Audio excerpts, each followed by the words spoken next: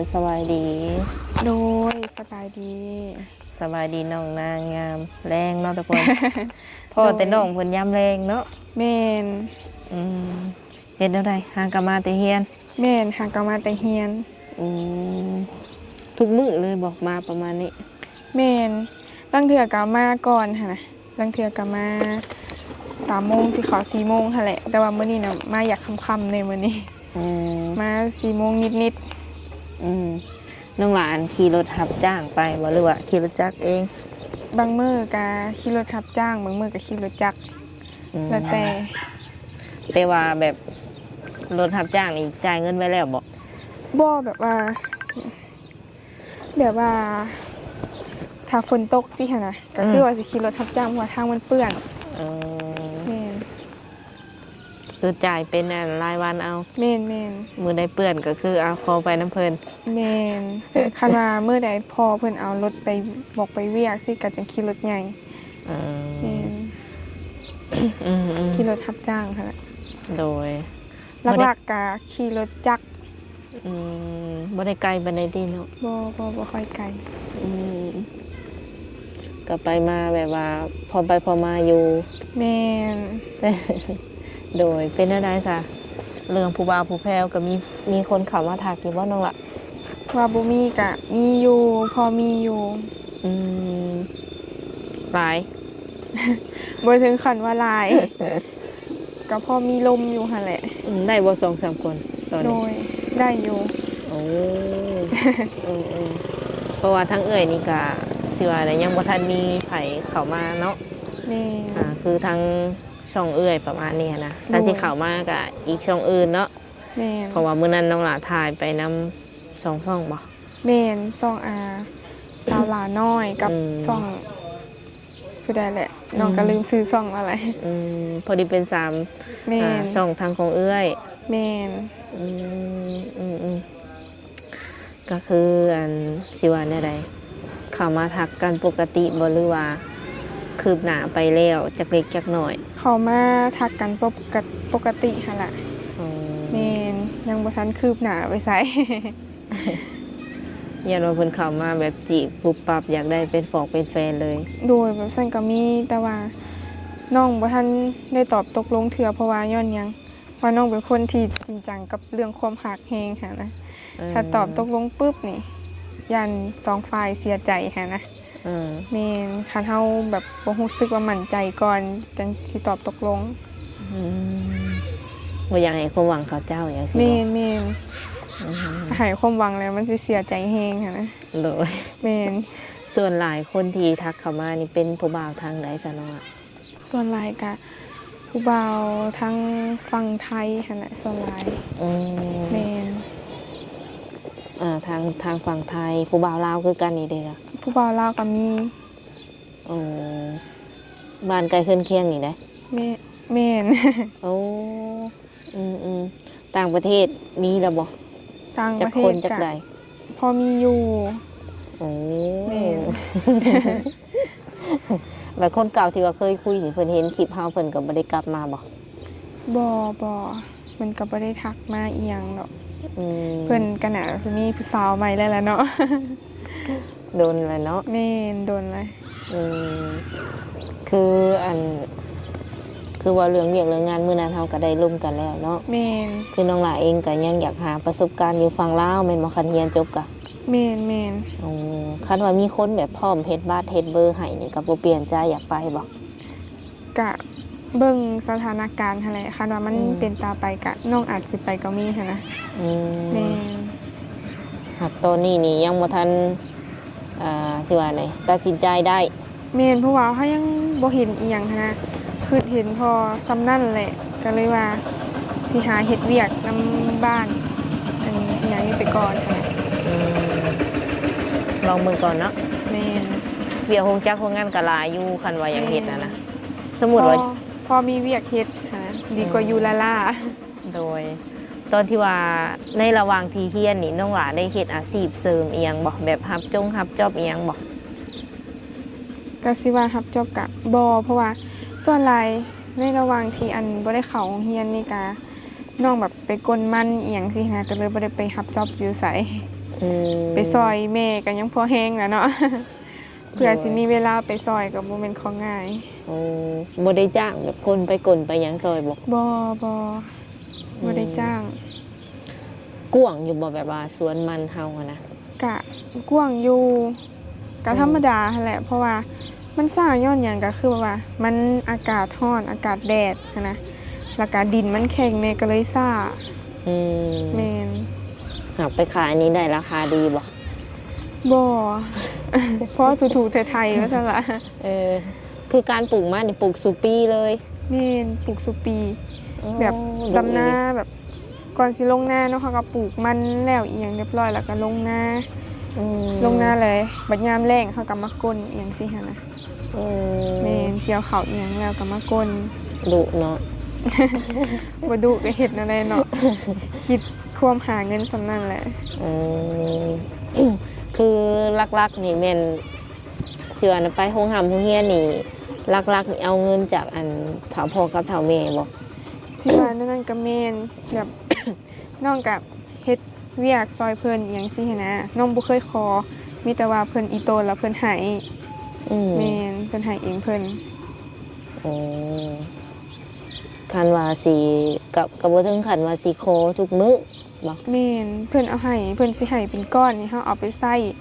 แบบคันเฮากุ้มก็กุ้มบ่กุ้มแล้วก็แล้วแบบเรื่องของเฮาสิหันนะแม่น โดย เราสิให้แบบเป็นเดือนสิหันนะ อืมเดือนหนึ่งนี่ได้เงินแบบประมาณเท่าไรเพิ่นให้ใส่ให้จ่าย เดือนหนึงหั่นบ่คันว่านับเป็นมื้อก็ประมาณมื้อ50,000 อื แม่ ม ก็ถือว่าสมควรอยู่ได้เนาะไป แม่ โรงเรียน สม นี่ ควรอยู่ ถือข้าวไปกินบ่ไปโรงเรียน แม่นถือเข้าวไปกินลังเทื่อบ่มีแนวกินก็ถือเข้าวไปซื้อลูกทรงลูกชิ้นกินลังเทื่อก็กินกับหมู่สิหั่นนะ อืมก็แล้วแต่สถานการณ์ แม่น บ่ได้แบบว่ากลับมากินข้าวเฮือนเนาะตอน ๆ เที่ บ่ ยง เพราะว่ามันว่าสิใกล้กับบ่ใกล้ว่าสิไกลกับบ่ไกลมาบ้านสิหั่นนะ โดย กับทางมันก็ยากแม่ก็เลยว่ากินข้าวอยู่โรงเรียน เออ ประหยัดน้ำมันรถอีกกัน โดยมือ50นี่ แม่ บางมื้อนี่กายบ่หรือว่าอยู่แต่ซ้ำนั่นค่าใช้จ่ายเฮา บางมื้อก็อยู่แต่ซ้ำนั่นแต่ก็บ่เคยว่า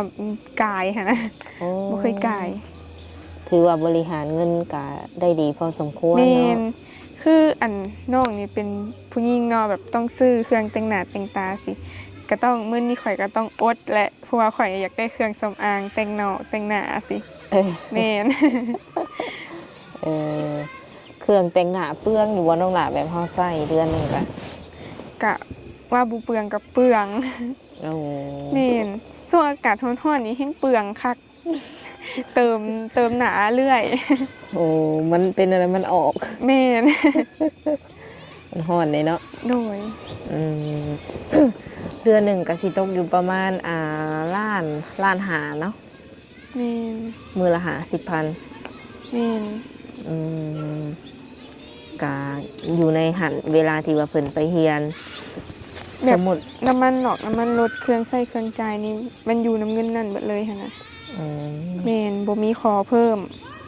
ตั้งเทื่อนี่ก็เลยรายเดือนไปอีก เลยเครื่องเดือนที่จังหาอีก แม่นเฮาก็คือเห็นว่าเพิ่นก็บ่ได้หาเงินหาหยังอยู่ไสหั่นนะ เออ เพิ่นก็มีรายได้ส่ำนั้น อืมแล้วแต่เพิ่นนั่นหาทานว่าซั่นซะบางทีก็บ่ทวงบ่ทาน แม่นขึ้นอยู่น้ำเพิ่นให้หั่นล่ะจนถ้าเพิ่นถามเพิ่นแหละว่าอันเบิดแล้วบ่เงินใช้จังซี่จังว่ายังคันว่ายังก็คือยังคันว่าเบิดก็คือว่าเบิดหั่นแหละ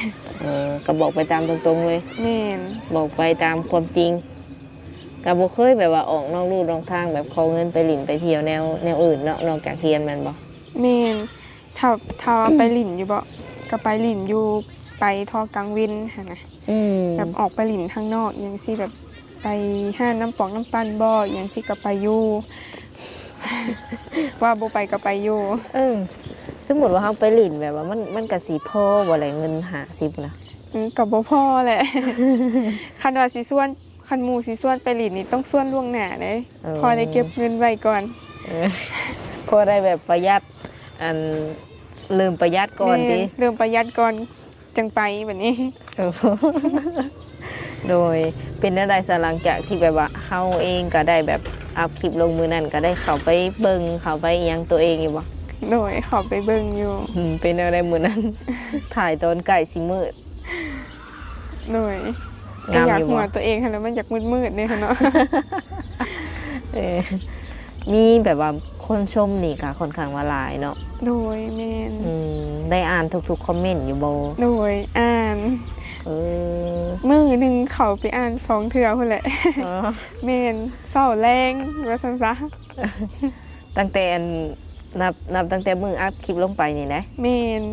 อ่านอยู่ตลอด แสดงว่าเวลา FC คอมเมนต์นู่นนี่นั่นน้องหลาเพิ่นสิอันได้อ่านเบิดแสดงว่าเนาะ แม่นอ่านบ่ หากบ่ได้ตอบบ่ บ่ ย่านว่ากดตอบไปเองเลย แม่นยันตอบไปก่อนเลย เออส่วนหลายมีแต่ส้มนี่ ส่วนหน่อยเนาะสิแบบไปในทิศทางลบประมาณนั้น โดย เปิดใจหอมนี่ก็แบบว่ามีสิว่าไดมีความรู้สึกแตกต่างจากเมื่อก่อนอยู่บ่หรือว่าก็ธรรมดาชิว กะแตกต่างอยู่ ๆอืม แม่น เมื่อก่อนกับตอนนี้นี่เป็นอะไร แม่นกับตอนนั้นก็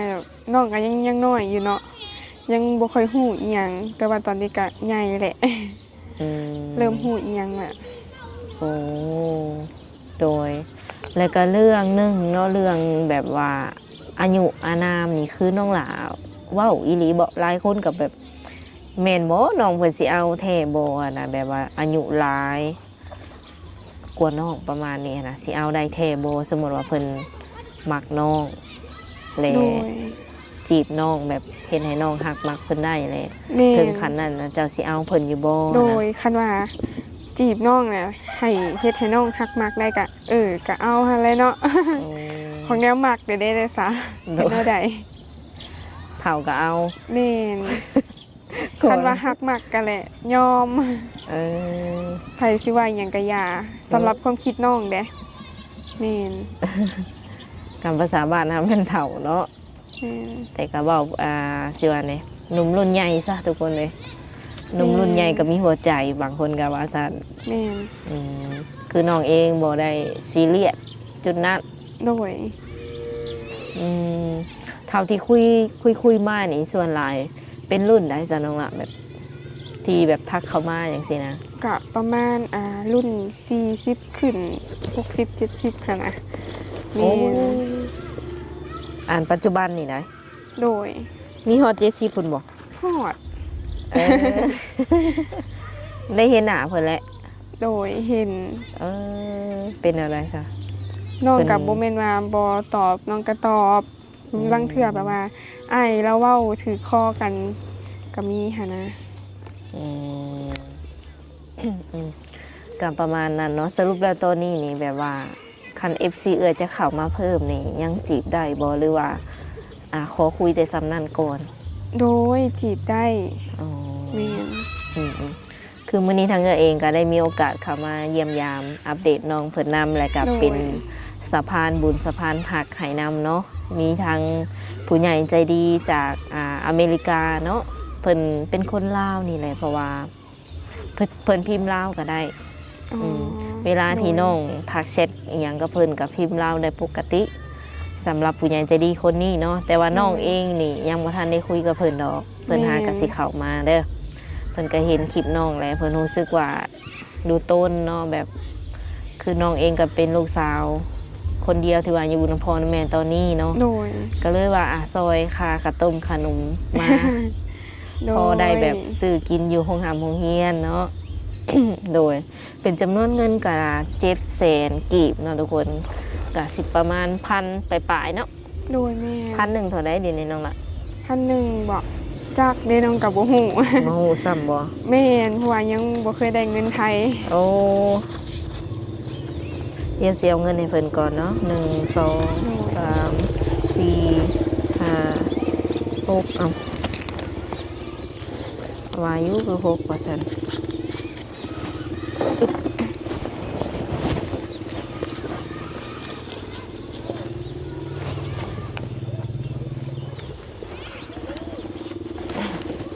นับเบิ่งก่อนก็ได้เด้อ บ่นับก็ฮอดอยู่ติ ยันว่า โดยขอบใจเด้อ ผู้ใหญ่ใจดีทางอเมริกา โดยขอบใจหลาย อืม ๆขอให้ผู้ที่มอบให้น้องเนาะขอให้อยู่ดีมีแฮงผู้มอบให้กะผู้เอาให้กะขอให้อยู่ดีมีแฮงหาเงินหาคำก็ให้ได้ให้ฮุงให้เกิน โด โด ย ยอยู่ดีมีแฮงหั่นแหละ น้องก็อวยพรบ่เป็นเนาะอยากอวยพรแต่อวยพรบ่เป็น เป็นอะไรดีใจอยู่บ่ โดยดีใจเพราะว่าแม่แล้วกับบ่ใหายอีกเลยเนาะ แม่แล้วกับแบบว่าเดือนหน้าคันได้ตัวนี้กับเดือนหน้าแล้วก็คือสิบ่ได้ใหายแล้วค่ะนะ อืม แม่น 700,000ก็ยังบ่ได้เครื่องซ้ำได้นี่ แม่ เนาะ บ่เคิงกะ ก็ยังดีแม่นบ่ แม่น อืมก็ดีที่ว่าสิว่าไดคืออ้ายเพิ่นเองก็ยังบ่ทันฮู้จักแบบไปหลายกูนี่กับน้องเนาะเพิ่น โดย ก็เลยว่าซอยเล็กๆน้อยๆเพราะได้ซื้อข้าวต้มขนมก่อนเนาะ โดย เพิ่นเองก็ว่าซอยด้วยความเต็มใจเนาะบ่ได้หวังอีหยังตอบแทนเพิ่นว่าเห็นคลิปน้องเลยคิดดูตนซื่อๆเพิ่นว่าก็เลยว่า ซอยเพิ่นเบื้องต้นก่อน โดย แล้วก็ลองคุยกับอ้ายเพิ่นเบิ่งเนาะคันว่าบ่ได้เป็นชู้เป็นแฟนก็เป็นอ้ายเป็นน้องหรือว่าผู้ใหญ่ใจดีอหย่างแบบนี้ โดย ได้อยู่แล้วว่า โดยได้ เออ โอเคสำหรับคลิปนี้ก็มีแต่สิได้โอลมกับน้องเพิ่นประมาณนี้ก่อนเนาะ โดย สิได้ให้น้องเพิ่นไปเฮ็ดเวียกเฮ็ดงานซอยแม่แล้วบัดนี้เนาะ โดยเมื่อนี่ก็คือสิตักมันซอยแม่หั่นแหละ เออ แม่น มาแต่โรงเรียนนี่ก็แบบ โดย ก็แบบว่ามาจองโตะเพิ่นเลยนะว่าง่ายๆเนาะ ยังบ่ทันได้เฮ็ดเวียกเฮือนซอยแม่ซ้ำ โดย สำหรับคลิปนี้สาวบุญเปียงและกันน้องนางสิได้ขอตัวเจอไว้ก่อนเด้อสบายดี โดยสบายดี